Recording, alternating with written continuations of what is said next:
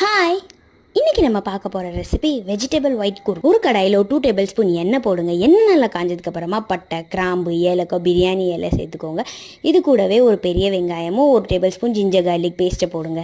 எல்லாம் சேர்த்து நல்லா சாட்டே பண்ணி விடுங்க. இது கூடவே ஒரு தக்காளி போடுங்க. ஒரு கேரட், 7 பீன்ஸ், ஒரு பொட்டேட்டோ, ஒரு கை பட்டாணி எல்லாம் சேர்த்து நல்லா மிக்ஸ் பண்ணி விடுங்க. வெஜிடபிள்ஸ்க்கு தேவையான அளவுக்கு உப்பு சேர்த்துக்கோங்க. மூடி போட்டு வெஜ்ஜிஸை ஒரு 3 மினிட்ஸ்க்கு லோ ஃப்ளேமில் வச்சு குக் பண்ணி 3 மினிட்ஸ்க்கு அப்புறம் மறுபடியும் 1.5 கிளாஸ் தண்ணி போட்டு ஒரு 7 to 8 மினிட்ஸ்க்கு லோ ஃப்ளேமில் வச்சு குக் பண்ணிடுங்க. வெஜிடபிள்ஸ் குக் ஆகிற கேப்பில் ஒரு மிக்ஸி ஜாரில் 2 டேபிள் ஸ்பூன் தேங்காய், ஃப்ளேவர்ஸ்காண்டி கொஞ்சம் புதினா, காரத்துக்காண்டி 3 மிளகா, 7 கேஷ்யூ நட், 1 டீஸ்பூன் சோம்பு, ஒரு பட்டை, 2 கிராம்பு, தேவையான அளவுக்கு தண்ணி சேர்த்து நல்லா மையாக அரைச்சி எடுத்துக்கோங்க.